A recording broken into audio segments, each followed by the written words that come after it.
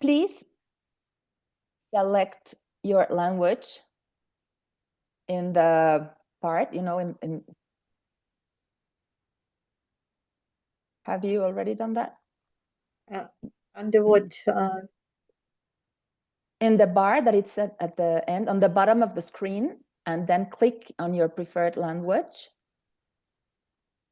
It is audio, video, participants, chat, raise hand, share, question and answers, and then the language. Or maybe there is a...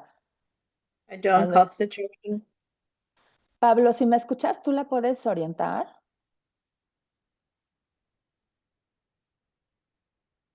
Okay. Okay. Sí. A ver, Bella, it says, this session has interpretation service. Make sure to select your language of choice by clicking on interpretation on the bottom of the screen and then clicking on your preferred language. Yeah, what should I select? English? Pablo, ¿tiene que escoger inglés, Bella? Sí, please choose English and then silence the original. Mute original audio. Ready? Mute original audio, right? So you can listen to the translation. See, Bella, are you ready now? Yes. Okay.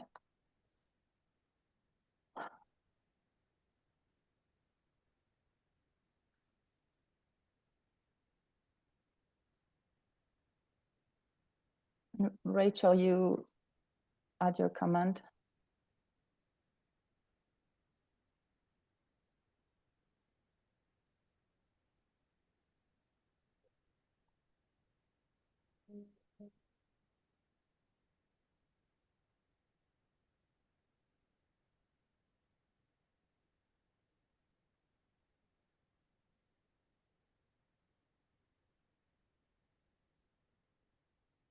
Yes.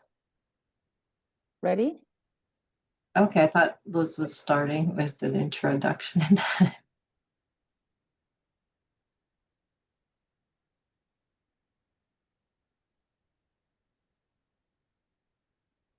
Rachel, estoy atenta a tu instrucción de cuándo debemos empezar.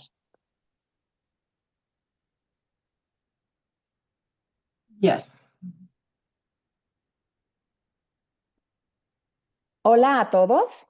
Esta sesión tiene servicio de interpretación, traducción de voz. Para esto, por favor, no olviden seleccionar su idioma dándole clic en el botón de interpretación que se encuentra en la parte inferior de su pantalla y posteriormente en la opción de español. Seleccionen también la opción de silenciar audio original para que no escuchen dos voces al mismo tiempo. Muchas gracias. Hi everyone, this session has an interpretation service, voice translation. Please make sure to select your language of choice by clicking on the interpretation on the bottom of the screen and then clicking on your preferred language. Also, please select mute original audio so that you don't listen to two or more voices at the same time. Thank you. Buenos días para quienes están en México y América Latina y buenas tardes para quienes están en España y el resto de Europa. Soy Luz Maservín, representante del capítulo México de la Asociación Internacional de Profesionales de la Accesibilidad.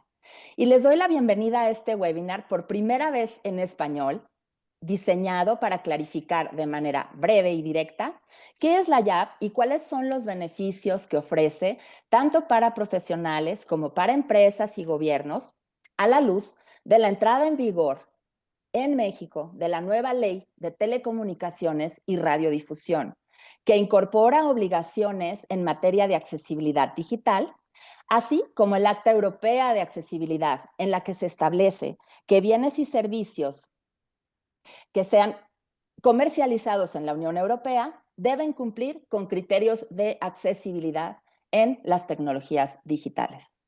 Este contexto nacional e internacional ofrece una ventana de oportunidad única para que las empresas de cualquier sector realicen un diagnóstico de accesibilidad para alinearse con los marcos normativos en los que la accesibilidad digital es un requisito transversal para los sectores productivos. En esta misión me acompaña la directora de membresías de la IAAP, Rachel Paul, así como la gerente de programa Capítulos Regionales, Bella Tumasova. Atendiendo al orden del día de la orientación de hoy, daremos paso a la presentación sobre los beneficios y las membresías y certificaciones que la IAAP ofrece, y posteriormente daremos respuesta a las preguntas que fueron enviadas previamente a través de la liga que se encontraba en la ficha de inscripción, asegurando que todas sus respuestas sean atendidas. De cualquier forma, dejaré en el chat los datos de contacto del capítulo México para más preguntas. Adelante con la presentación. Gracias, Rachel. All right, thank you, Lizma, for inviting me to be here today. I do have some slides. If you just give me 1 second to share my screen.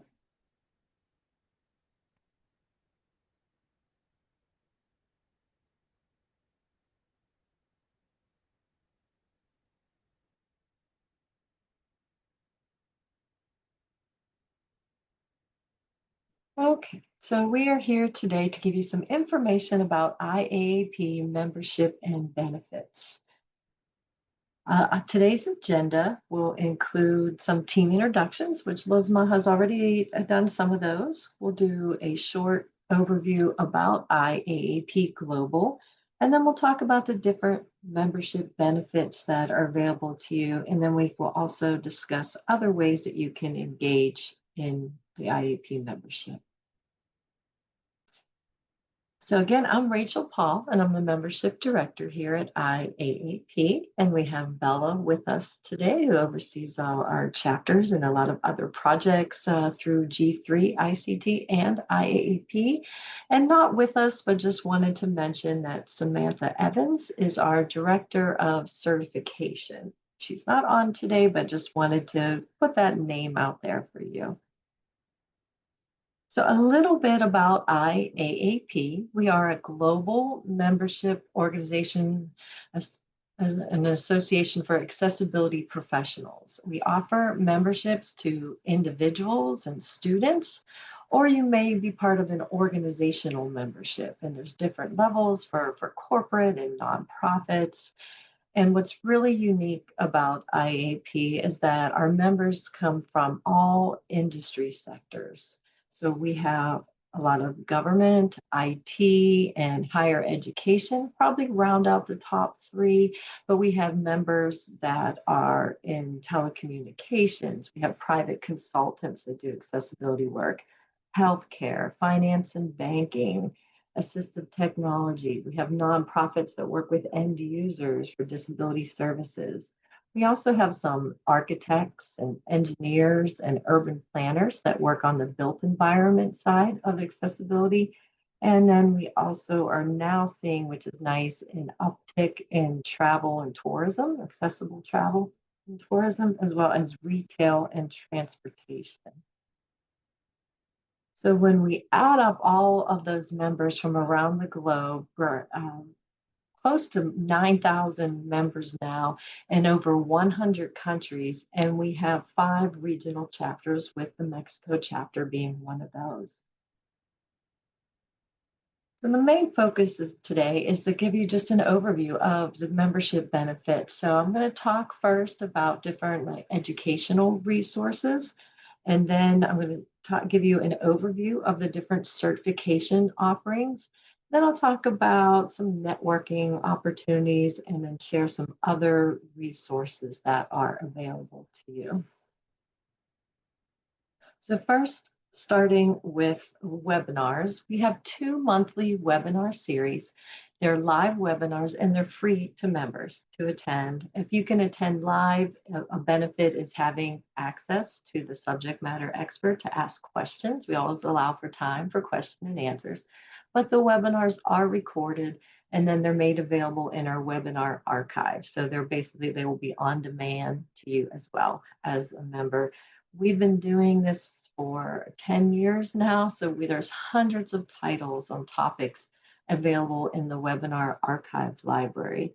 The webinars are a great way to upskill, to increase your knowledge, take a deeper dive into a topic or a subject matter.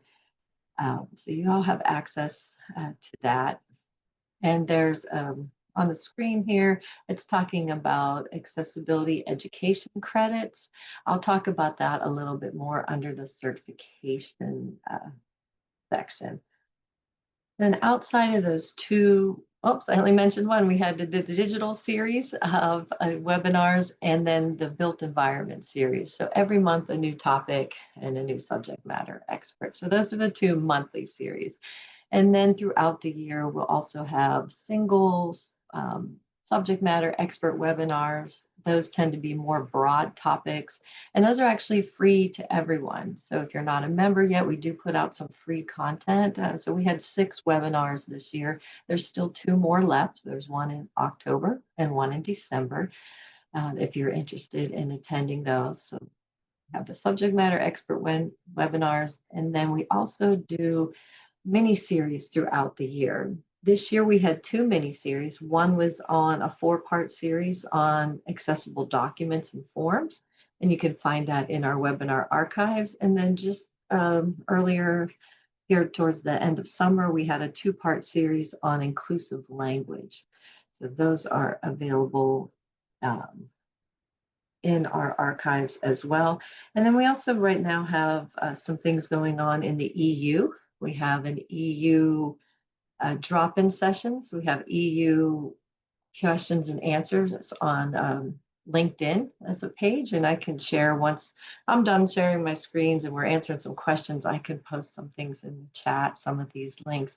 But if you are interested in attending a drop-in session to learn more about what's going on with the EAA, we have those. The next one is in October 23rd, I believe.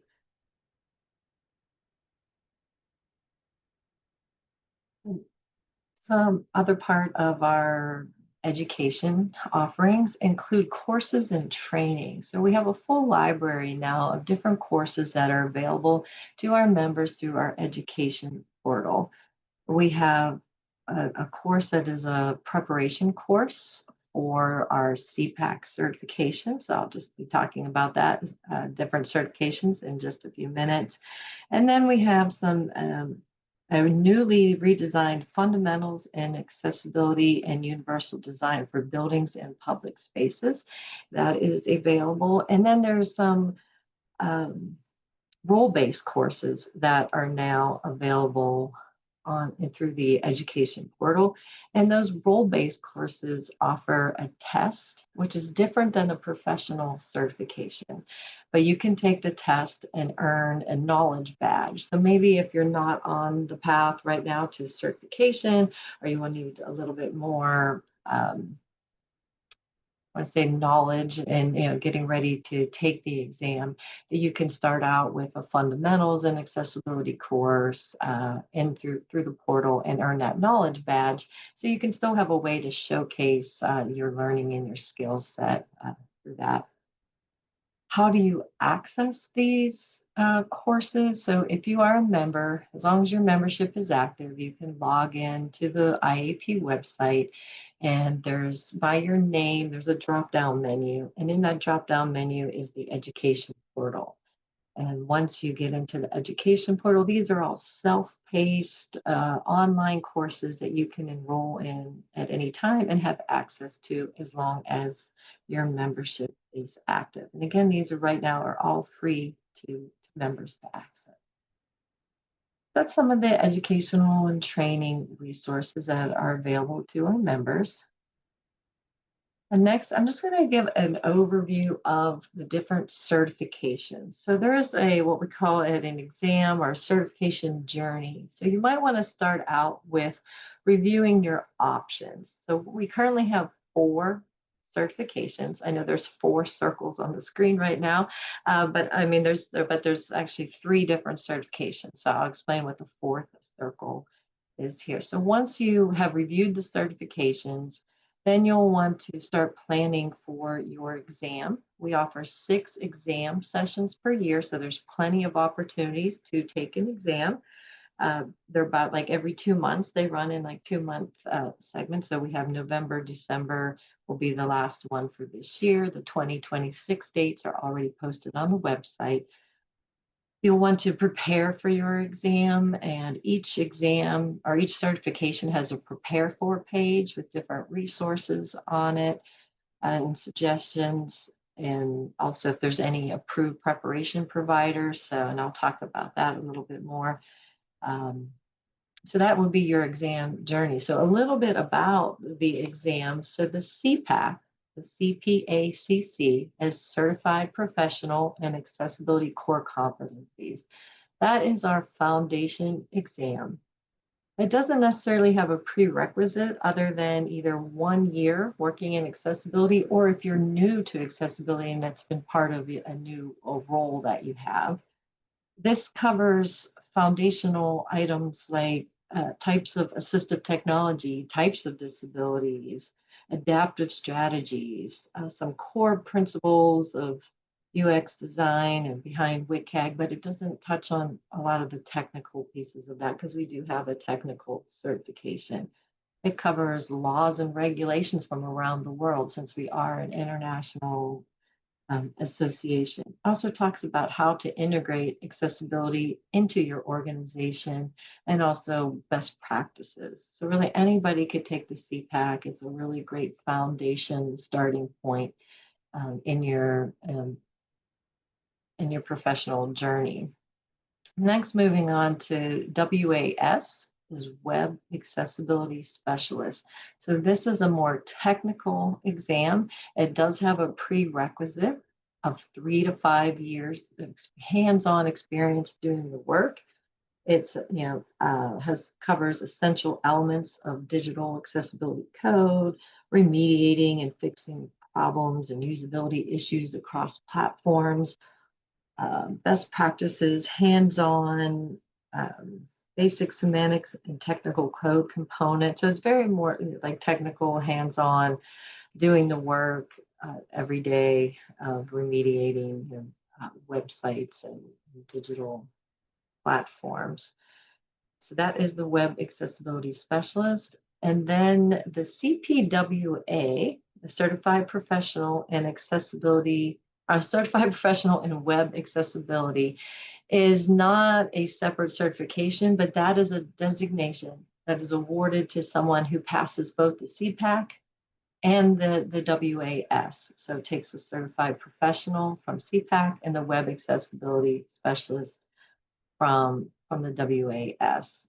And then the third certification is ADS, which is Accessible Document Specialist. So that too is considered a technical certification. It does have a prerequisite of 1 to 2 years, creating, remediating documents, best practices, workflows, item writing, those type of things, anything involved in creating documents. So those are the 3 certifications, and then the CPWA designation. So as members, you get a discount off of the certification.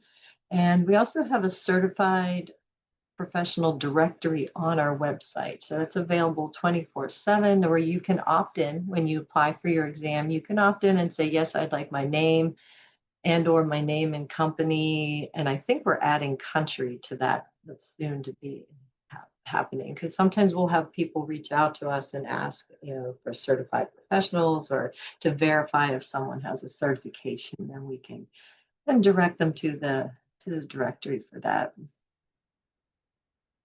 Just a couple benefits. So certification and membership is separate. You don't have to be a member to get certified, and a membership doesn't equal certification, but there are some membership benefits if you're a member that apply to certification. One, of course, being the discount off of the exam.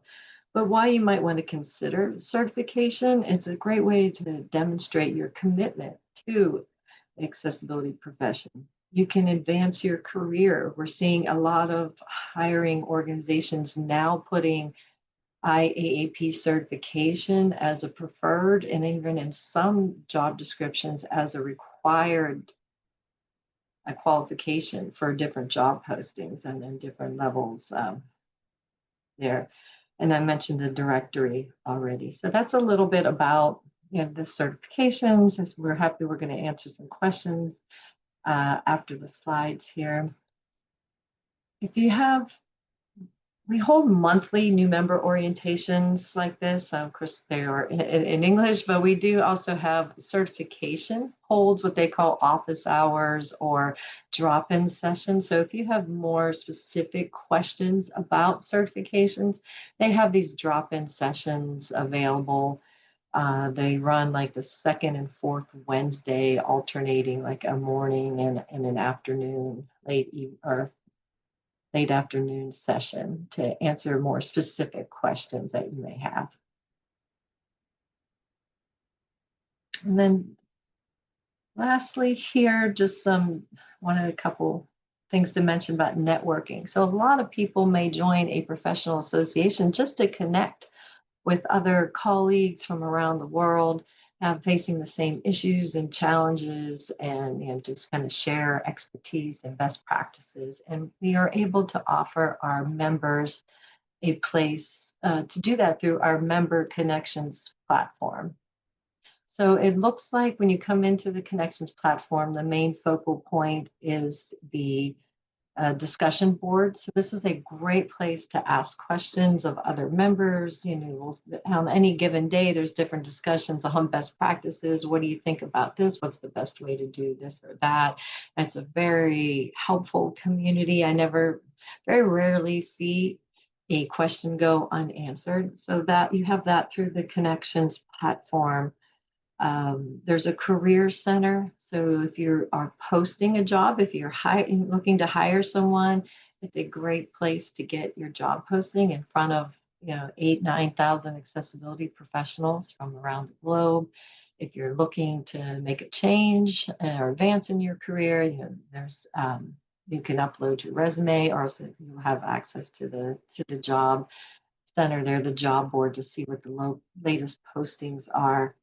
Most of our chapters have a community within Connections, because outside of just the discussion board, then there's different communities you can post in. So there's some groups, like there's study groups for certification, like the chapters may have their own community. There's some topic specific communities in Connections. So there's lots of different things to explore and ways to connect and get, from across the globe and reach other members there.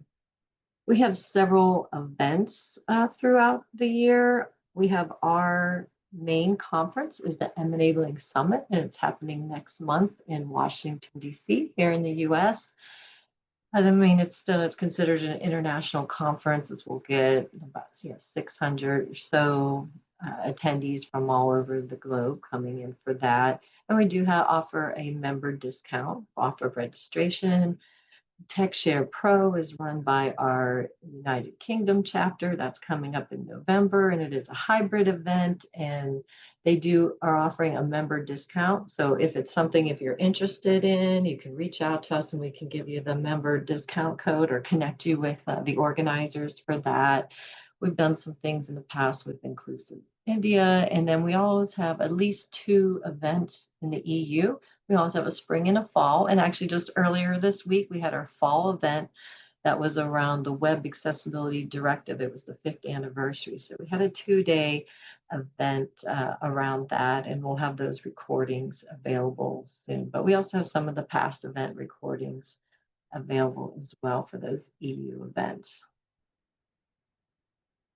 I have one more slide before we get to questions. Just other ways that you can engage. We talked a lot about webinars and events and exam sessions, etc. So we have 2 newsletters that will put out all that information to you. So we have the Accessibility Matters. That goes out once a month, and it's more of a compilation of stories from around the globe related to accessibility. We try to focus on policy and research, the latest technology, laws and regulations and stuff included in that newsletter. But then we also have a weekly newsletter happening this week at IAAP, and that's where you'll get the snapshot of anything that's coming up related to IAP, if we have any announcements to make, any, our webinars that are coming up, and other accessibility conferences and events. If somebody else is hosting a webinar, they ask us to put it in our newsletter, we'll do that, just so you have all these resources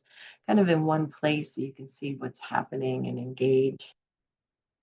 We also have a resource library. This is actually an open resource. It's free to anybody, and it works like a search engine.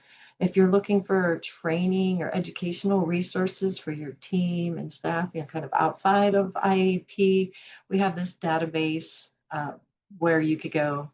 There's a search field. I always use the example, if you're looking for more information about accessible documents, you can plug that in, and then it generate like a search engine. It'll give you a list of all the different resources and how to connect to those. It's also an opportunity for our members to showcase their products and services.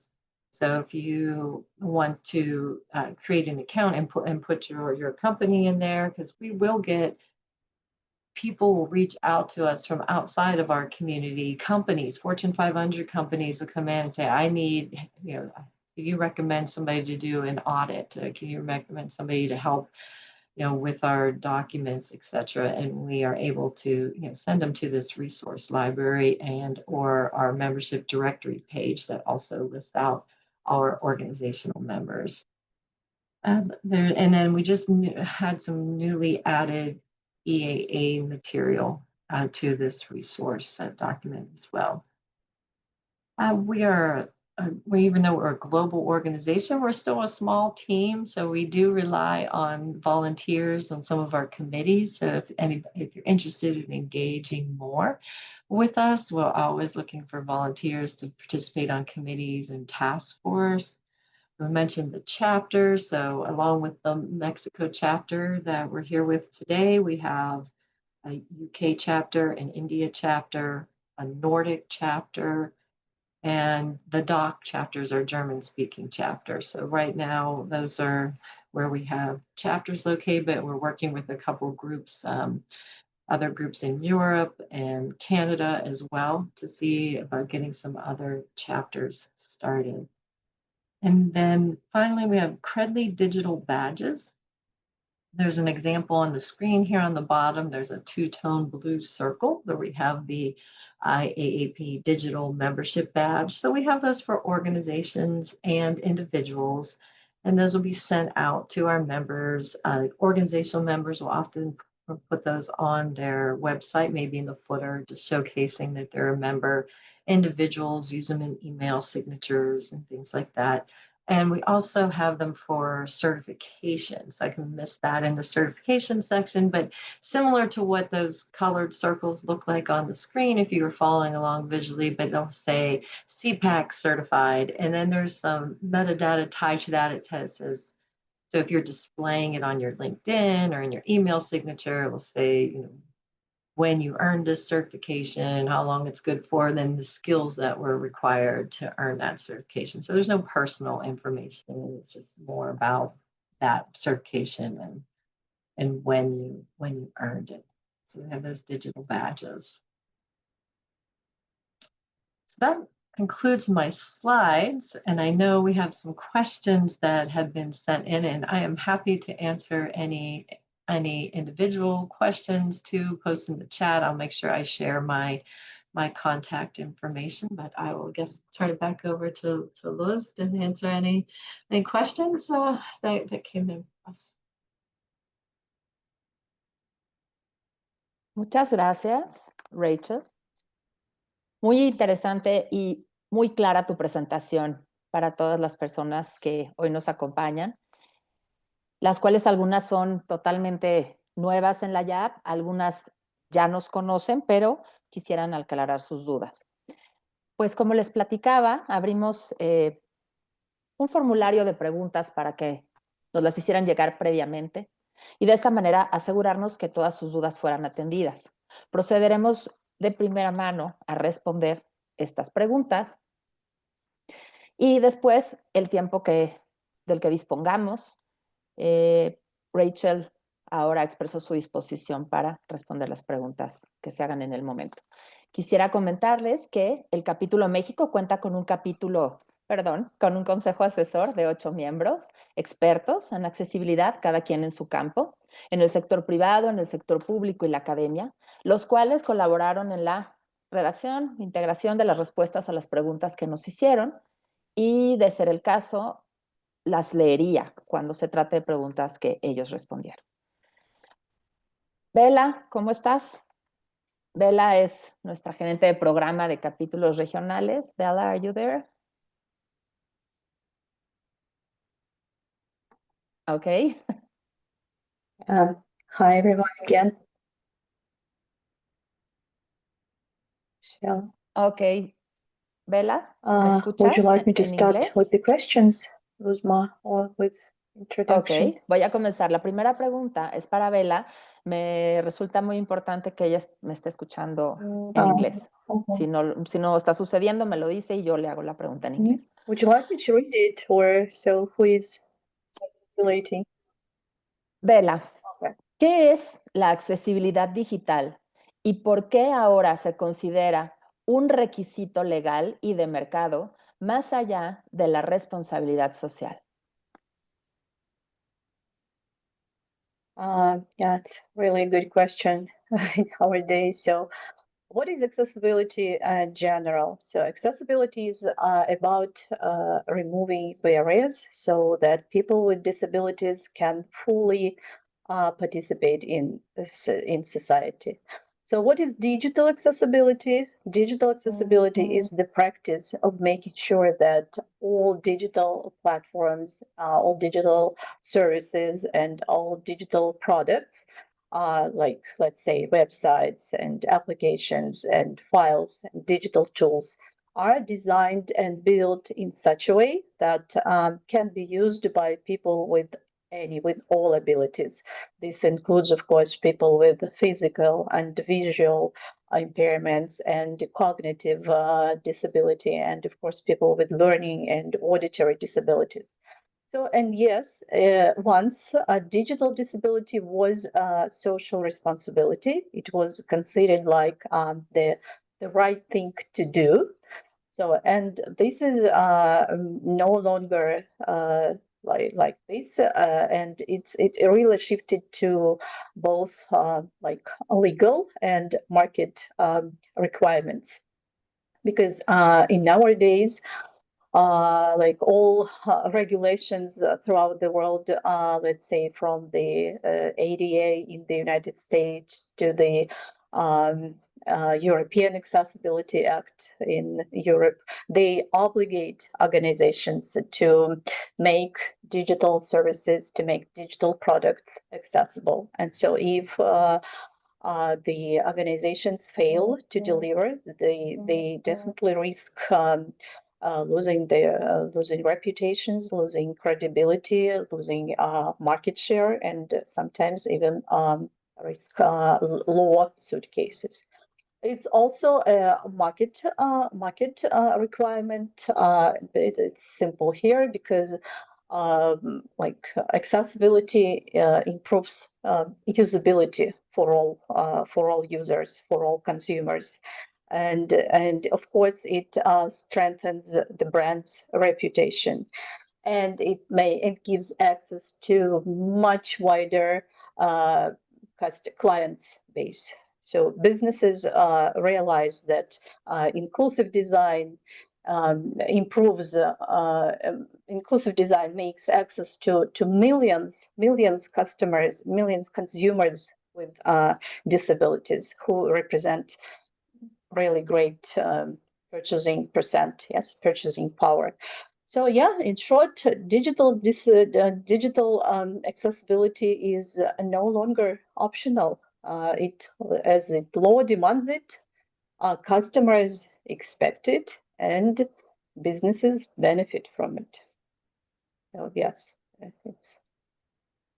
hope I answered the question.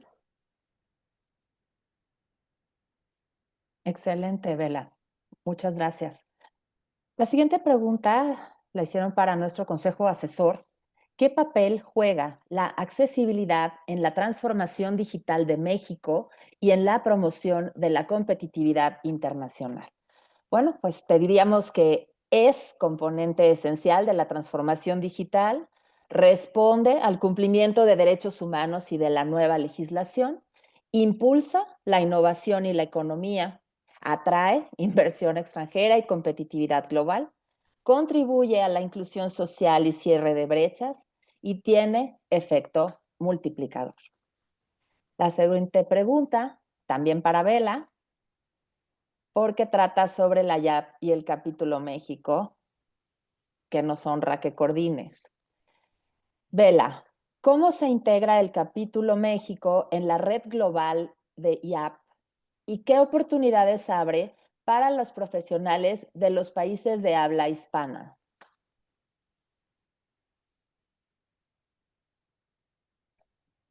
I really believe that Rachel has covered this question already, and while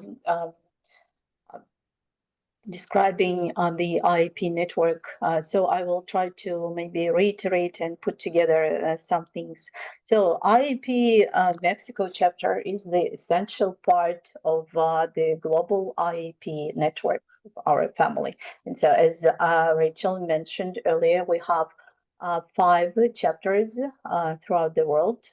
And so Indian, UK, DAC, Nordic, and Mexico chapter. And of course, being the part of the of our family, of our network, the Mexican, not only Mexican actually, just Spanish speaking local professionals and organizations, they have very good opportunity for international communities to get access to international standards, to get access to a great variety of resources and tools and materials that IAP offers to its members. And of course, Rachel again mentioned it about certification. It's a great opportunity to grow professionally, to pursue IAP certification and then continue education and with discounts and benefits that IAP members have. And it's also the great hub. I would say the IAP is a great hub for networking, for collaborating, for creating professional communities. And so that's these are all things that chapters have and benefit from.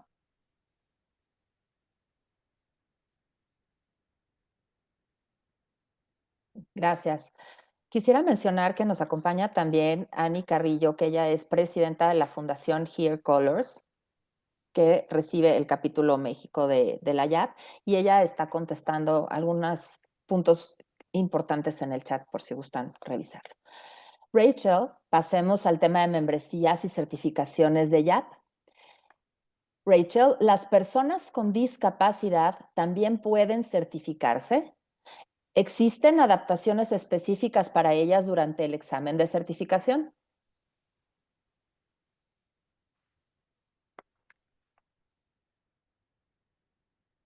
Yes, so absolutely, people with disabilities can apply and successfully take the exam. We have over 8,000 people in 56 countries that are certified, and many of those have identified as having a disability. So through the application process, you can request any accommodations that are needed. So we have a complete list. We work with Pearson as our testing partner, and they are well trained and understand disabilities and accessibility. So they have really made their platform accessible. You can have private proctoring either through Pearson or through the IAAP staff. So there's a complete list of accommodations, any kind of assistive technology that you're using. If you need additional time, if you're someone that needs to take frequent breaks, you got to move around, just anything that you can think of, I think it is covered, and just be something that you would put in your application process. But we have many, many certificate holders that are people with disabilities and or have been able to successfully take the exam.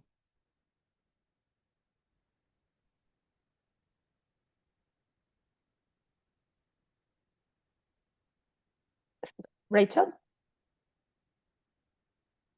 Me está diciendo que mi conexión es inestable. Rachel, ¿me escuchas? Rachel, ¿los exámenes están disponibles en español? ¿Y qué recursos de preparación existen en este idioma para presentar una certificación? Well, that's a great question, and it is a big project right now that IAP has taken on as we continue to grow, and we see that need to have exams and preparation materials available in native languages. So at the moment, right now, we do have the Web Accessibility Specialist exam is available in Spanish.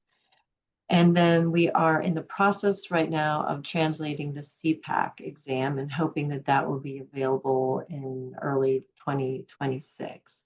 As for resources and preparation materials, I know each certification has a preparation page, and we have some pre-approved preparation providers. And right now, the one resource I know for CPAC is Here Colors has a CPAC prep course available in Spanish. That information is on our website on that CPAC prepare page. So it's something we're working on. We have some exams have been translated to German, and I think we're also working on French. So it is definitely a need that we're aware of and hoping to be able to provide those in the near future. Así es, Rachel. En conjunto con ustedes, el capítulo México tradujo el examen WAS y en este momento nos encontramos traduciendo el examen de CPAC, así como la base, la guía, el documento que guía para presentar el examen. Y bueno, Rachel, también, ¿cuánto tiempo deben renovarse, cada cuánto tiempo, deben renovarse las certificaciones de la IAAP? ¿Y qué son los créditos de educación continua en accesibilidad, CAEX? Sure. So professional certifications through IAP, they're good for 3 years. And over the course of the 3 years, you're required to maintain them by earning these continuing education credits. We had referred to those as continuing accessibility education credits. So that's what the CAEC was.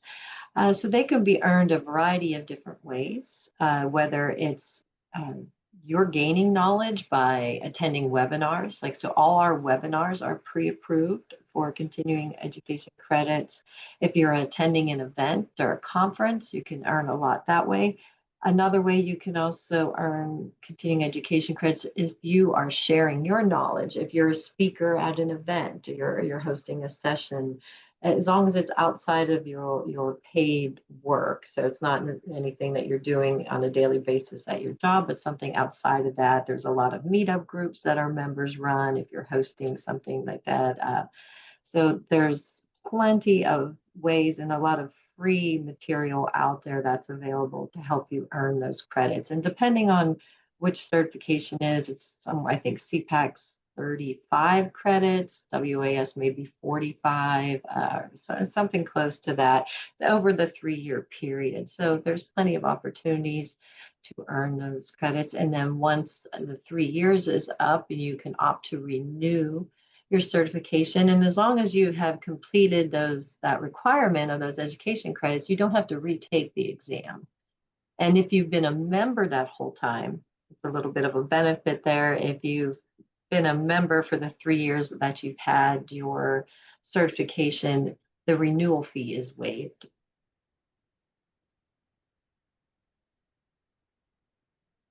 Gracias, Rachel. Pasando al tema de impacto y beneficios. ¿Qué beneficios obtienen las empresas mexicanas al adoptar estándares internacionales de accesibilidad, reputación, innovación, reducción de riesgos legales? Me voy a permitir responder esta pregunta diciendo que todas las anteriores, efectivamente, pero en términos de la estrategia de negocio, tan solo en México hay un mercado desatendido de más de 20 millones de personas. Suma lo que corresponde a las personas, a los adultos mayores, que si no tienen acceso a tu página de internet ni a tus aplicaciones móviles, no están comprando tus bienes y servicios en un mundo en el que todo es digital. Siguiente pregunta, Rachel. ¿Existen ejemplos de gobiernos o empresas que ya usan las certificaciones de la IAAP como estándar de referencia?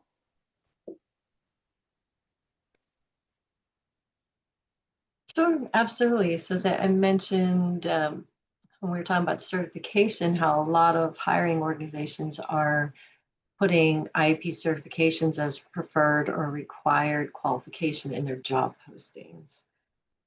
I mentioned that our membership base come from all the different industry sectors. So we have a lot of state and local governments and the Canadian government, so many different organizations there, different monitoring agencies in the EU that are requiring some type of certification. And then I think one of the biggest things that happened more recently was in India, that their government put out a statement that for websites to be audited and be made accessible, that they had to be signed off on from somebody that had an IAAP certification. So that was huge, and across India to see that happen.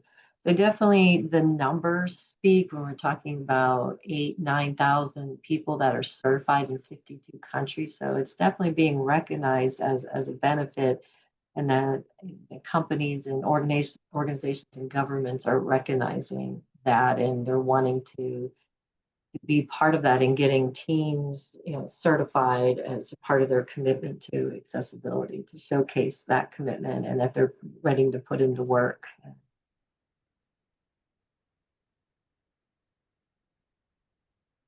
Gracias, Rachel. Siguiente pregunta, también para ti, pero tiene una respuesta muy rápida. ¿Qué pasos concretos debe dar una empresa para iniciar su transición hacia la accesibilidad digital con el apoyo de la IAAP? Well, sure. I mean, the number one, I think, great place to start would be to become a member. And again, if you have a small team, I mean, we do individual, or if you're here as an individual, you can join as an individual. If you want your organization to join, where you can open up benefits to a team starting at, a team of 12 would be is our lowest entry level membership, up to a platinum corporate that has unlimited amount of employees that can have access to the membership benefits. But really, what we're trying to do at IAAP is kind of make it your one-stop place to go for education, training, resources, career pathways, networking. And it really is such a big, community that's been growing. We think we're gonna hit 10,000 members by the end of the year. So be able to be part of that community and learn from each other and take advantage of all those different resources that we talked about, the educational resources, training, networking. So a good place to start would come in as a member, and we'd be happy to onboard and support you, and with the support of the Mexico chapter as well, and have that connection there and grow within Mexico, and that and support the community there. We're happy to be part of it and have you on board.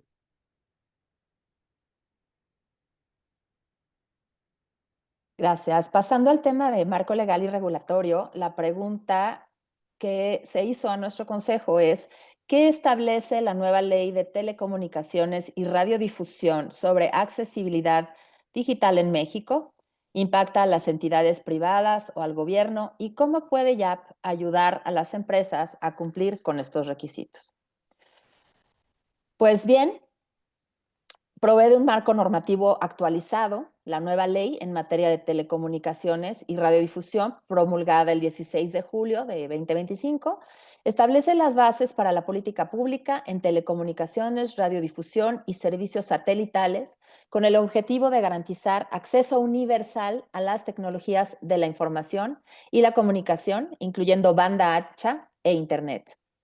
También trae un enfoque en inclusión digital. La ley reconoce la importancia de promover el acceso a tecnologías de información y servicios de telecomunicaciones, incluyendo banda ancha e Internet, tanto en dependencias federales como en colaboración con entidades estatales y municipales. Le da facultades a la Agencia de Transformación Digital y Telecomunicaciones, que tiene la responsabilidad de formular y conducir las políticas de inclusión digital, gobierno digital, informática, etcétera. Le da facultades a la Profeco para formular y emitir lineamientos que permitan que las empresas de telecomunicaciones implementen mecanismos de accesibilidad a efecto de que las personas con discapacidad puedan contratar y utilizar dichos servicios y finalmente pues se aplica a ambos sectores. La ley tiene alcance tanto para entidades gubernamentales como para particulares porque establece lineamientos y políticas que buscan garantizar el acceso universal a servicios digitales, lo que implica responsabilidades para ambos sectores en esta implementación. Rachel, penúltima, tu última pregunta para ti. ¿Cómo ayuda la membresía de IAAP a que las empresas compitan en mercados globales como el de la Unión Europea, entre paréntesis pusieron, Ley Europea de Accesibilidad EAA?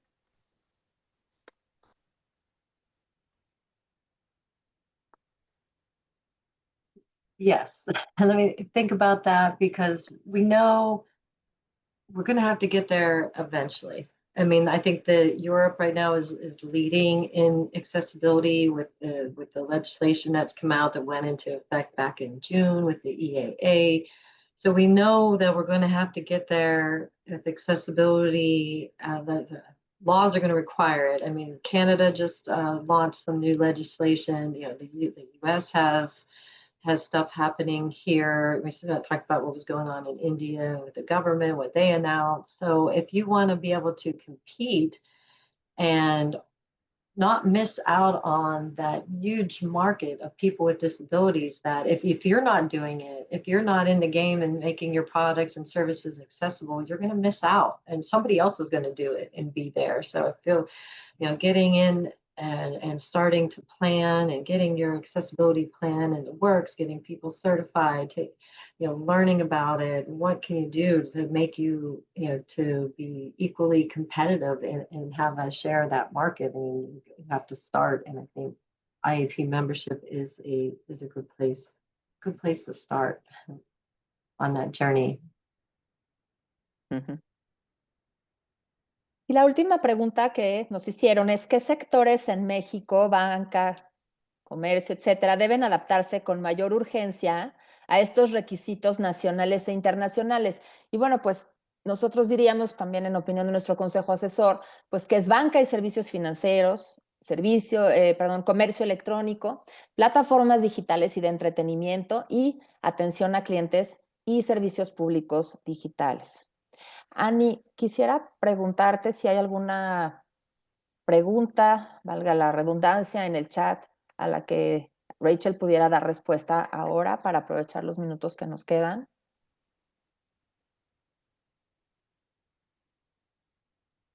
Rachel, ¿qué tal? Buenos días a todos y todas.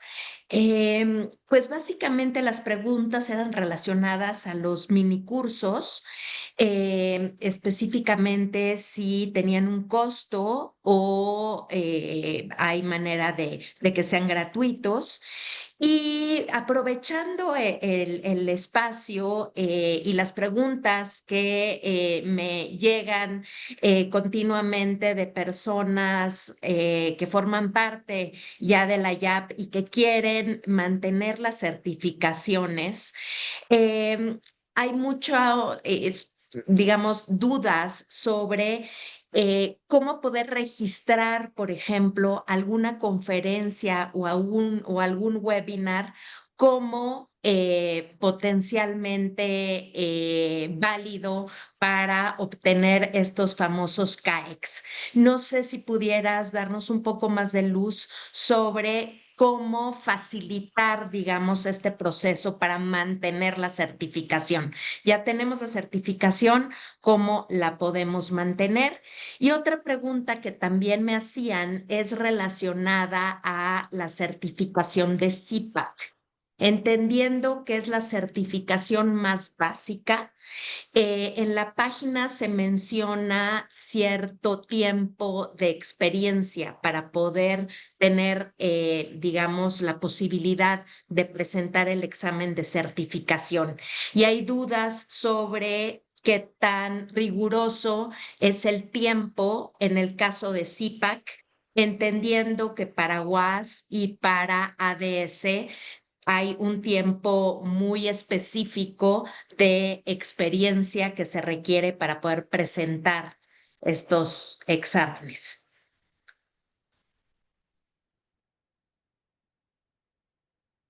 Okay, let me see if I take that for the continuing education credits. And we do have a certification portal now. So whether you're a member or if you're a non-member and you hold a certification, that process should be made, I think has been made a little bit simpler than it has been in the past, where you can log into the portal and upload your credits. And by whether some of the requirements might be just a screenshot of a registration. If you registered for an IAP webinar, even if you're not a member, and if everybody has a My Webinar account, so you should be able to log into the IAP website and go to My Webinars, and that will list out all the webinars that you have registered for. It's almost like your own little on-demand library. So you can refer to that and screenshot those webinars in there, so you don't have to go back through your emails and calendar and try to remember, which webinars you may have attended. So that I think that particular question was about webinars. So that's how you could access that right from your account. And the question about the CPAC certification and the prerequisites. So it says on the website, 1 year, or if you're new to the role. So if you're new to a role, which happens a lot, somebody needs to do accessibility, they're a team of one, somebody gets picked out and like, hey, you need to do this or figure it out. So if you are new to the role, and there's be a place on the application that you could explain, like, what are some of the things that you'll be working on? Like what is part of your role in accessibility? So that one is not going to be as strict about that 1 year, as long as you can demonstrate that, yes, I have these responsibilities as part of my job task. And I think this might have been the third question for the WAS. That one is very strict. There's a pre-screen. If you're not sure, there is a pre-screening process that you can go through and submit your CV or your resume. My advice that I give is be as detailed as possible, outlining the skills that are mentioned, like in the body of knowledge and the content outline to them. I think there's 13 domains, and it says, to have some skill sets and at least 10 of those that you can demonstrate. Like it would be, I've heard Sam Evans describe it as if you were a hiring manager, hiring that person, would whatever is in front of you as a resume or on that application, is that very clear to you that that person could do this role and understand it? And it's not just marking, I've had 5-10 years of experience, but really giving the details. So I just would suggest be as detailed as possible, but you can do the pre-screening process if you're not sure if you would qualify or not. If that answered the question. Perfecto, muchísimas gracias, Rachel. Muchas gracias. Muchas gracias a todos por acompañarnos y la conversación no termina aquí, la conversación empieza aquí sobre accesibilidad digital en México y el capítulo está en la mejor disposición de atender todas sus dudas. Les vamos a hacer llegar la grabación de esta sesión con subtítulos al español. Quisiera dar también las gracias a Pablo González, nuestro intérprete. Gracias, Vela, por acompañarnos desde el otro lado del mundo. Gracias, Annie, y muchísimas gracias, Rachel. Que tengan todos excelente mañana.